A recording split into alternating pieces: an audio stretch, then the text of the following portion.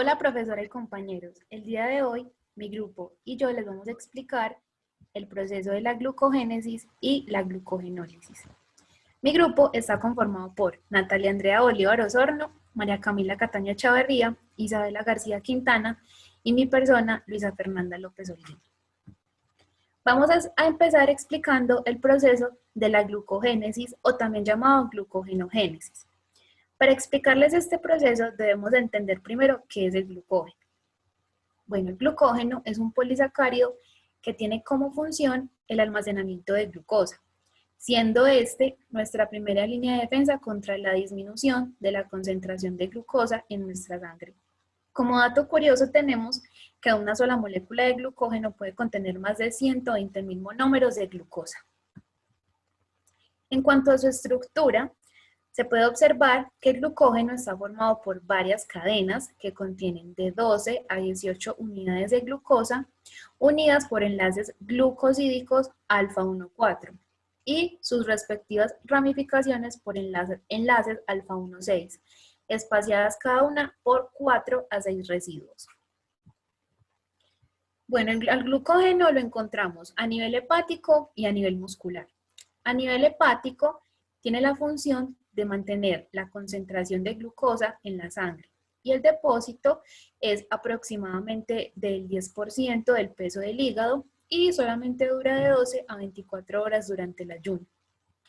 Y a nivel muscular tenemos que el glucógeno, su función principal es ser combustible para la contracción muscular y su respectivo depósito es de aproximadamente 1 a 2% del peso del músculo. Bueno, ahora que ya tenemos un breve conocimiento sobre la molécula de glucógeno, vamos a explicar qué es la glucogénesis.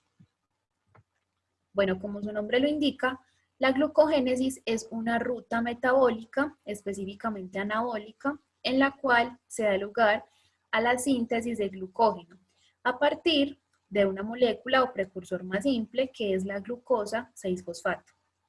Este proceso se lleva a cabo en el hígado y en el músculo, pero es más activo en el hígado. También ocurre en las células de la corteza renal y en el epitelio intestinal, y a nivel celular se lleva a cabo en el citosol. Bueno, a continuación vamos a explicar la serie de reacciones que se llevan a cabo, las respectivas enzimas y los sustratos que hacen parte de la formación del glucógeno. Este proceso comienza cuando terminamos de comer, con la activación de los niveles de glucosa, cuando éstas aumentan. Bueno, la primera reacción de la glucogénesis, tenemos que la glucosa se convierte en glucosa 6-fosfato mediante una reacción irreversible que es catalizada por la enzima hexoquinasa, en donde se usa un ATP resultando un ADP. Además, aquí se usa como sustrato al magnesio. Y tenemos que la hexoquinasa es una enzima de tipo transferasa. En nuestra segunda reacción consiste en que la glucosa 6-fosfato se convierte de forma reversible en glucosa 1-fosfato a través de la fosfoglucomutasa, que es una enzima que contiene un grupo fosfato unido a un residuo de serina reactivo. El grupo fosfato de la enzima se transfiere a la glucosa 6-fosfato, formando así la glucosa 1-fosfato. Y aquí también se utiliza como sustrato al magnesio. En la tercera reacción, la glucosa 1-fosfato se convierte en UDP-glucosa de forma reversible por la acción de la enzima UDP-glucosa pirofosforilasa. Para esta reacción se utiliza la uridina trifosfato, resultando un pirofosfato inorgánico. Esta reacción se completa debido a que el pirofosfato es hidrolizado inmediatamente y de forma irreversible por la enzima pirofosforilasa con una pérdida grande de energía libre. Esta se considera que es la reacción más importante en la glucogénesis, ya que aporta el empuje termodinámico para la síntesis de glucógeno. Y por esta razón, este paso de la glucogénesis es un punto de regulación muy importante, ya que aquí se puede ver que la formación de productos derivados del azúcar proporciona la fuerza impulsora para la mayoría de las reacciones de transferencia de azúcares.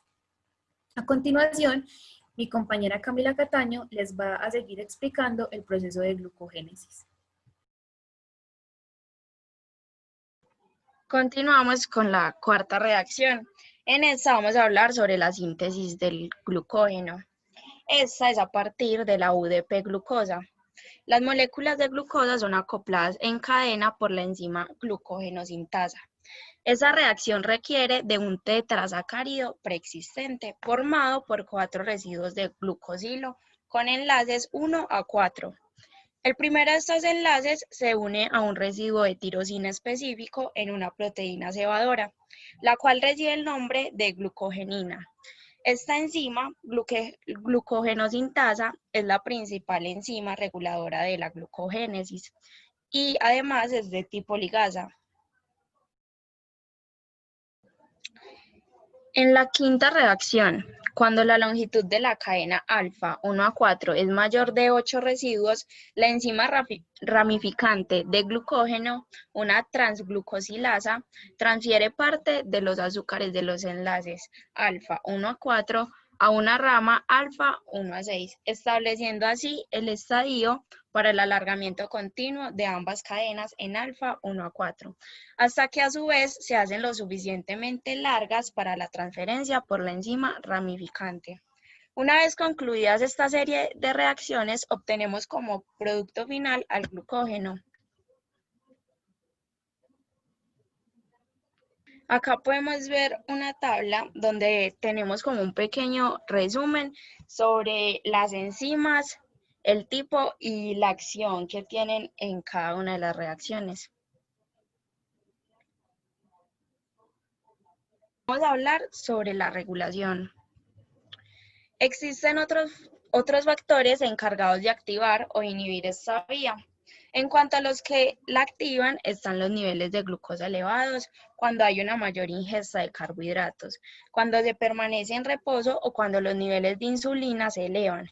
En cuanto a la inhibición, interviene en el aumento del glucagón, el aumento de epinefrina, cuando los niveles de glucosa disminuyen o cuando se realiza actividad física. Podemos ver acá una pequeña tabla donde tenemos cada uno de estos factores ordenados, así como los que la activan y los que inhiben.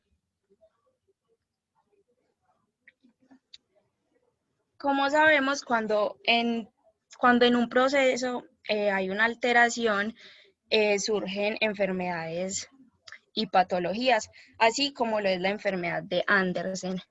Esta es una alteración hereditaria provocada por la acumulación del glucógeno en las células del organismo. Los órganos más afectados son el hígado y el músculo. En su etiología se encuentra que es de herencia autosómica recesiva, la cual se debe a cambios en el gen GBE1, que es el encargado de codificar para la enzima ramificante del glucógeno. Los pacientes que tienen esta enfermedad generalmente presentan hepatomegalia, hipotonía, retraso del desarrollo, cirrosis con hipertensión portal, ascitis, cardiomiopatía e insuficiencia cardíaca, además de depresión respiratoria y afección neuronal. Ahora vamos a hablar del diagnóstico de esta enfermedad. El diagnóstico se basa en hallazgos bioquímicos a partir de una biopsia del hígado, que revelan un contenido anómalo del glucógeno, y en la evidencia de deficiencia enzimática en el hígado, músculo, eritrocitos o fibroblastos, y en trofoblastos o células amnióticas cultivadas. Para esta enfermedad no existe un tratamiento específico, aunque puede proponerse un trasplante de hígado en formas graves sin enfermedad cardíaca asociada. El pronóstico de esta enfermedad es desfavorable para pacientes con manifestación perinatal o formas clásicas que no permiten el trasplante de hígado. El pronóstico a largo plazo para el resto de pacientes depende de la magnitud, gravedad y progresión de la enfermedad. Ahora continuará mi compañera Isabela explicando el proceso de la glucogenólisis. La glucogenólisis, también llamada glicogenólisis, es el procedimiento a través del cual se degrada el glucógeno en el organismo, con la finalidad de producir glucosa de una manera rápida. El glucógeno se caracteriza por ser un elemento ubicado en el citosol, que es el líquido que forma parte de las células a través del glucógeno. A través de este se puede reservar energía proveniente de la glucosa. El glucógeno se localiza en casi todas las células animales y dentro del organismo está ubicado en el hígado y en los músculos esqueléticos, es decir, aquellos que están unidos al esqueleto. El glucógeno se ubica en los músculos que son más abundantes. Listo, las hormonas reguladoras de la glucogenólisis. Cuando hay bajos niveles de glucosa en sangre, existen dos hormonas que actúan en el organismo estimulando la aparición de la enzima glucógeno fosforilasa, que es la primera que actúa sobre el glucógeno. Estas dos hormonas se llaman glucagón y adrenalina. La hormona glucagón actúa sobre el hígado y la adrenalina lo hace sobre los músculos esqueléticos. Ambas llevan a cabo distintas reacciones que, finalmente, estimulan la degradación del glucógeno a través de la generalización de la enzima glucógeno fosforilasa. Importancia de la glucogenólisis. A través del proceso de la glucogenólisis, el organismo es capaz de obtener glucosa que se dirige tanto al hígado como a los músculos. Les voy a explicar cada uno. En el hígado. Cuando la glucogenólisis se produce en el hígado, se libera glucosa en sangre, por eso es asociado con el mantenimiento de un valor aceptado de glicemia, es decir, nivel de azúcar en la sangre. Este proceso también tiene mucha importancia en el traslado de la glucosa al cerebro, dado que la glucosa solo es capaz de llegar hasta allí a través del torrente sanguíneo. La fuente de energía del cerebro es la glucosa que recibe desde la sangre. La dotación de energía al cerebro en forma de glucosa hará que aumente la capacidad de concentración y que éste funcione de manera más eficiente. También habrá menos cansancio y más enfoque en la actividad que se está realizando. En los músculos. En el caso de la glucogenólisis se genera en el ámbito muscular. Esta es de vital importancia porque permite que los músculos reciban energía cuando el organismo está realizando una actividad intensa. Por ejemplo, una rutina muy exigente de ejercicios físicos. Entonces, la glucogenólisis es el proceso a través del cual es posible liberar energía de forma rápida cuando los músculos lo necesitan. Es la manera de utilizar esa energía reservada en el organismo en forma de glucógeno. La posibilidad de tener un reservorio energético es fundamental para el organismo y solo puede lograrse a través del glucógeno, que guarda la glucosa en las células y la mantiene accesible para el momento en que el cuerpo la reclame.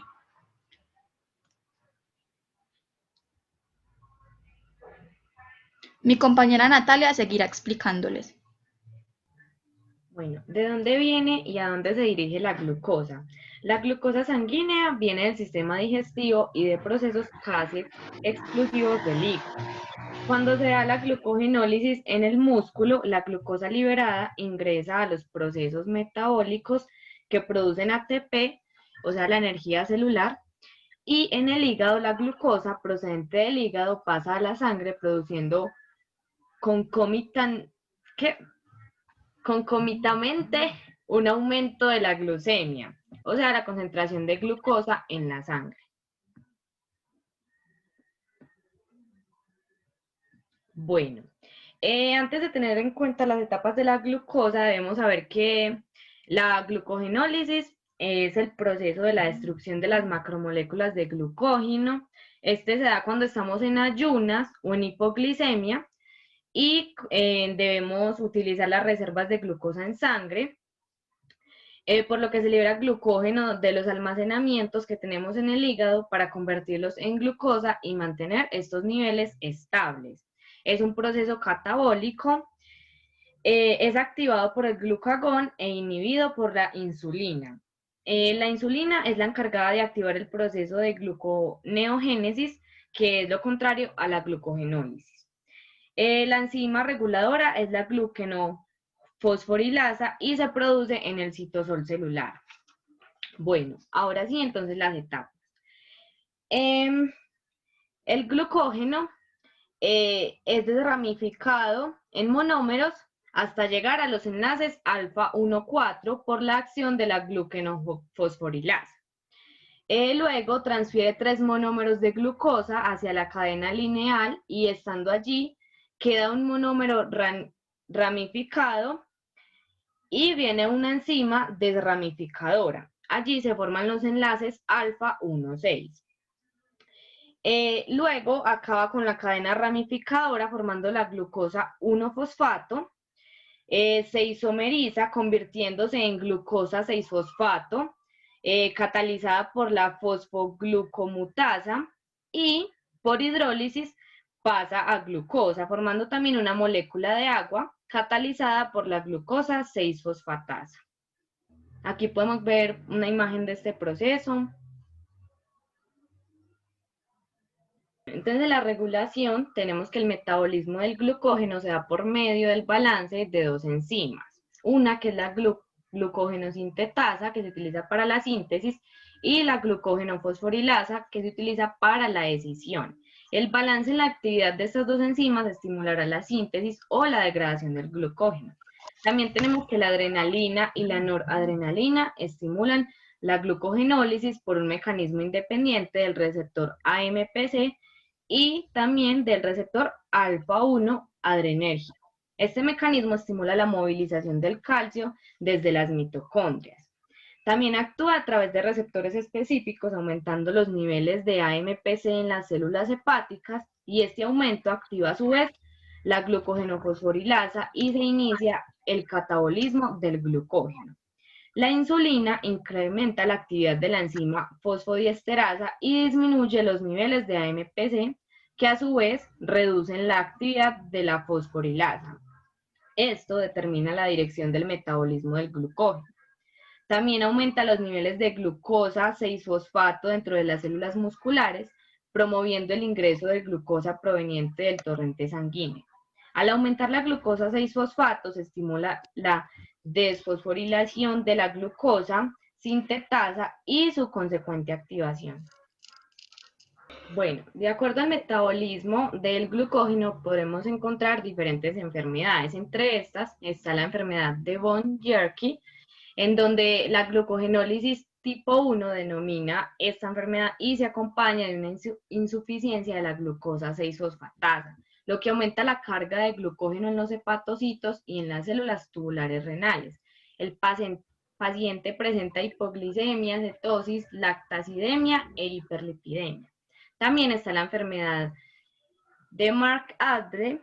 En la glucólisis tipo 5 existe un déficit de la glucógeno-fosforilasa muscular, lo que se traduce en una falla de la glucogenólisis consecuente. Hay poca tolerancia al ejercicio, bajos niveles de lactato sanguíneo y niveles de glucógeno muy altos dentro de las células musculares.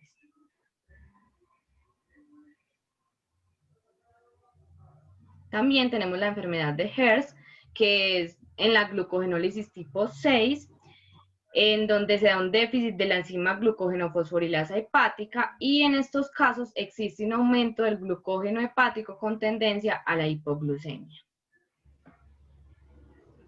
Bueno, esta fue toda nuestra exposición. Muchas gracias.